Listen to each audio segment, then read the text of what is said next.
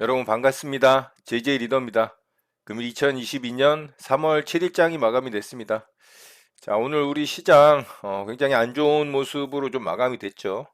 코스피와 코스닥이 뭐 거의 하락 종목 수가 한 8대1, 9대1 정도로 월등히 많은 그런 시장이 좀 만들어지면서 시장이 좀 급락을 했고요.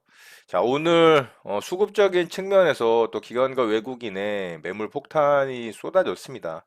자, 환율이 또 급등을 했고 원자재 값 상승으로 인해서 시장이 진짜 굉장히 불안해지고 있는 모습을 보여주고 있습니다. 그렇기 때문에 다시 또 저점을 확인을 하러 가는 그런 코스피의 모습으로 볼 때 굉장히 또 유의해야 되는 그런 시장이 만들어지는 게 아닌가 우려스러운 모습입니다. 자, 바로 오늘 시장 특징주 살펴보고 우리 시장 좀 보도록 하겠습니다. 오늘 개파락으로 시장이 시작을 하면서 바로 아래쪽으로 하락을 했기 때문에 저는 오늘 시장 매매를 하지 않았습니다. 그냥 관망만 했고요. 뭐 일부 종목 좀 이렇게 효성 OMB처럼 급등을 하는 종목들도 있었지만 코스피가 2%가 넘게 하락을 하는 시장에서 뭐 섣불리 매매해서 수익 내는 것보다는 거의 손실날 확률이 높기 때문에 장 초반부터 아래쪽으로 급락을 하는 모습을 보고 저는 그냥 관망만 했습니다. 자, 바로 시장 특징주 보도록 하겠습니다. 자, 효성 OMB 오늘 상한가에 좀 들어갔죠. 굉장히 좋은 모습으로 상한가를 마감을 했어요. 매물대들을 다 뚫고 올라가는 모습이라 아주 좋은 모습이긴 합니다만 꼬리 매물대까지 완전 돌파를 해냈죠. 그런데 이게 단기에 아래쪽에서부터 계속해서 슈팅이 어느 정도 나오면서 마지막으로 상한가를 들어가는 모습이라 가격적으로 부담스러운 위치죠. 이게 아래쪽에서 이렇게 슈팅이 없이 바로 이제 여기서 이렇게 횡보를 하는 모습이 만들어지다가 이렇게 매물대를 뚫고 올라가는 모습이면 굉장히 좋았을 것 같아요. 그런데 슈팅이 어느 정도 나온 구간 이후에 상승이 나오는 모습이라 좀 가격적으로 부담스러운 위치다. 이렇게 좀 보시면 될 것 같아요. 역시나 러시아 우크라이나 사태로 인해서 이 글로벌 식량 가격이 폭등을 하고 사상 최고치를 경신을 하는 이슈로 인해서 이 비료 관련한 종목들이 오늘 또 움직였죠. 효성 OMB가 대장주로 움직였고 남해화학이라든가 조비 같은 종목들도 움직였죠. 아시아 종묘도 관련한 종목이고요. 자, 효성 OMB가 대장주의 모습을 보여주고 있기 때문에 이 종목만 좀 관심 있게 보면 좋을 것 같아요. 일단은 매물대들을 다 돌파를 해낸 모습이라 이런 거는 좋습니다만 말씀드렸던 것처럼 아래쪽에서부터 슈팅이 나온 이후에 상승률이 어느 정도 나오고서 돌파를 하는 상한가봉이기 때문에 부담스럽습니다. 이런 부분 좀 참고해서 움직임 살펴보면 좋을 것 같고요. 자, 두 번째 종목으로 신성홀딩스 좀 보도록 할게요. 마찬가지로 곡물가 폭등 이슈로 움직였다라고 보면 되는 종목인 것 같고요. 이 종목도 일봉상의 모양은 아주 좋습니다. 자, 이런 매물대를 깔끔하게 돌파를 해냈고, 이런 박스권 자리를 어느 정도 좀 횡보를 하는 구간을 돌파를 해냈기 때문에 이거는 아주 좋은 모습이죠. 거래대금도 뭐 이 종목으로 봤을 때 괜찮게 터졌습니다. 분봉상 움직임도 잘 만들었어요. 오장에 좀 급하게 상승이 나오긴 했지만 이런 자리 전고점 분봉상의 전고점 돌파를 할 때 12%가 상승이 나오는 자리라 이걸 뭐 대응을 할 수는 없습니다. 그리고 움직임이 굉장히 좀 가볍다 그래야 될까요? 변동성이 좀 크게 움직이는 종목이기 때문에 이런 종목을 매매하기는 쉽지는 않습니다만 어쨌든 뭐 이 종목은 일봉상의 모양이 괜찮고 첫 번째 상한가 자리로 거래를 이 종목으로 봤을 때 괜찮게 쉽고 돌파를 했기 때문에 내일 움직임 좀 관심 있게 보면 좋을 것 같습니다.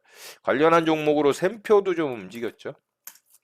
자, 샘표는 상한가에 들어가지 못했고 윗꼬리를 달고 마감을 했죠. 그래서 대장주는 이 신성홀딩스이기 때문에 신성홀딩스만 좀 관심 있게 보면 좋을 것 같습니다. 자, 세 번째 종목으로 스톤브리지 벤처스 좀 보도록 할게요. 이 종목은 제가 지난주에 특징주 겸해서 말씀을 드렸죠.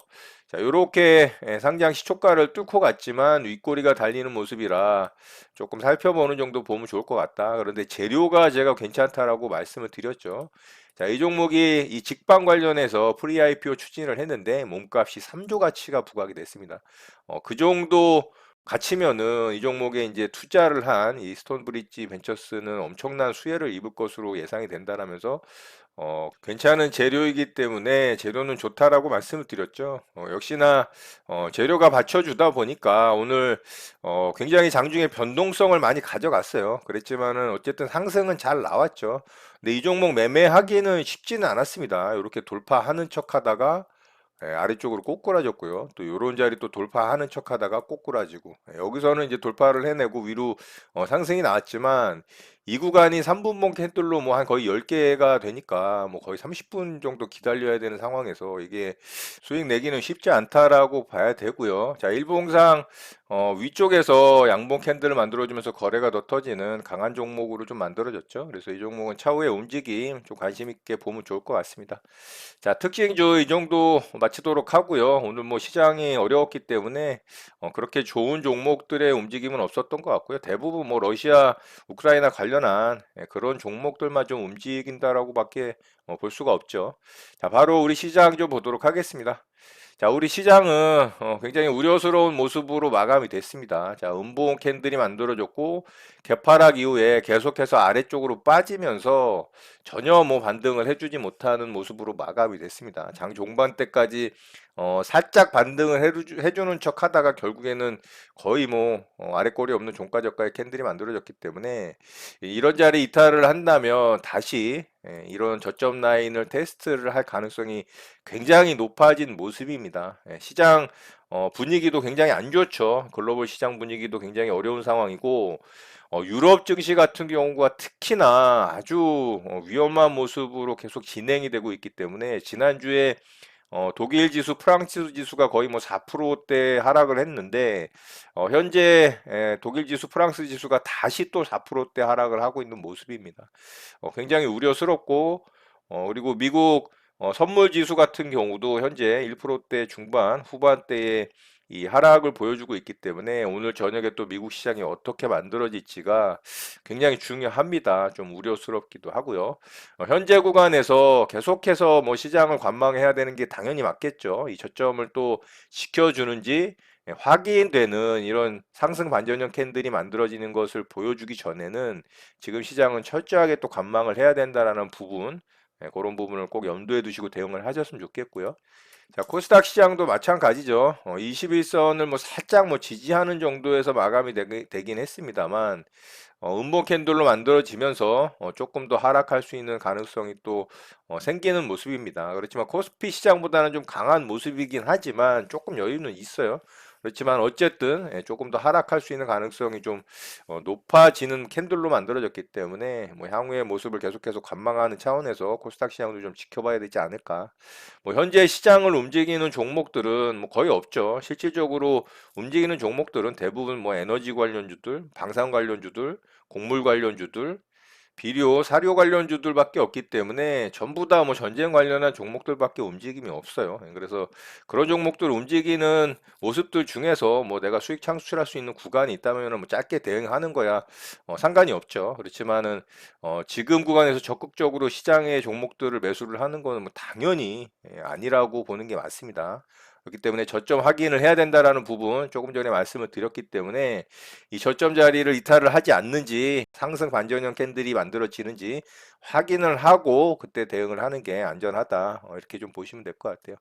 자, 수급적인 측면도 굉장히 우려스럽습니다. 오늘 외국인과 기관이 뭐 거의 합해서 2조를 넘게 매물을 쏟아냈고요. 그거를 개인들이 다 받아주고 있기 때문에 지금 이게 이제 전형적인 원래 시장의 모습이에요. 외국인과 기관이 매도를 하면 개인이 매수를 하지만 과거에 이 팬데믹 초기에는 진짜 동학개미 운동이라는 표현을 쓸 정도로 진짜 의미 있는 그런 시장의 모습들이 발현이 됐지만 지금 시장은 그렇게 되기는 좀 어려운 시장이라고 봐야 되는 게 맞고요. 이렇게 개인들이 매수를 하고 메이저가 매도를 쏟아내면 시장은 저점을 깨고 내려가는 경우들이 많았습니다. 과거에 이제 시장을 좀 돌이켜보자면 그렇다는 얘기고, 당연히 저주 저점을 깨고 내려가는 걸 원치는 않습니다만, 수급적인 측면에서 이런 모습을 보여줄 때 사실 좋지 않다. 이런 부분을 말씀드리는 거라는 걸 좀 참고하셨으면 좋겠어요. 자, 코스닥 시장도 마찬가지로 양매도가 계속해서 지난주에 금요일에 이어서 오늘도 매도물을 좀 쏟아내면서 코스닥 시장도 안 좋은 모습이고, 자, 환율적인 부분이 이유가 가장 큽니다. 현재 구간에서는. 환율이 지금 종가상으로 1220원을 돌파를 했죠. 자, 오늘 1227원입니다. 이거 월봉상으로 보면 지수가 크게 급락을 했을 때마다 이렇게 환율이 1250원대 근처까지 오는 거를 확인을 할 수가 있거든요. 지금도 1220원을 돌파를 해냈고 1250원이 얼마 남지 않았습니다. 자, 일봉상 고점 자리를 굉장히 강하게 돌파를 했기 때문에 환율이 조금 더 상승할 가능성이 높다라고 봐야 되겠죠. 이렇게 환율이 치솟게 되면 외국인은 매수 수급이 들어올 수가 없습니다. 왜냐하면 주식을 사면은 바로 환차손이 발생을 하기 때문에 손실 구간으로 진입을 하는데, 내가 주식 투자를 하는데 사자마자 손실이 나면은 누가 개인들도 사지 않는 시장이잖아요. 그렇죠? 근데 외국인들이라고 손실이 확정이 되는 거를 알면서 주식을 살 수는 없겠죠.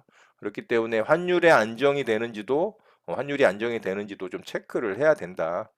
자, 미국 시장 같은 경우도 단기 5일선을 이탈을 하면서 다우지수, 나스닥 지수 모두 또 음봉으로 하락을 했기 때문에, 또 오늘 유럽 시장의 모습이 너무 좋지 않기 때문에 미국 시장도 또 안 좋을 수 있습니다. 물론 또 반전 시장이 만들어질 수도 있겠지만 그거는 확인을 해봐야 되는 것이고, 만약에 한 차례도 하락을 해서 미국 시장이 음봉을 그린다면 또 저점을 확인을 해야 되는 상황이 만들어지기 때문에 미국 시장의 움직임도 같이 좀 보면서 철저하게 좀 관망의 스탠스를 취하는 시장이 맞다라고 생각을 합니다. 자, 유럽 시장 현재 움직임 좀 보면 이렇게 좀 움직이고 있어요. 영국 지수는 2%대 하락이고요. 프랑스와 독일 지수는 4%가 넘게 하락을 했죠. 자, 독일 지수 같은 경우 보면은 지난주에도 4%가 넘게 하락을 했고 오늘은 개파락으로 시작을 해서 또 음봉으로 빠지고 있기 때문에 유럽 시장이 진짜 이번 우크라이나 사태에 가장 큰 좀 피해를 보고 있는 시장이냐 않나라는 생각을 좀 할 수밖에 없습니다.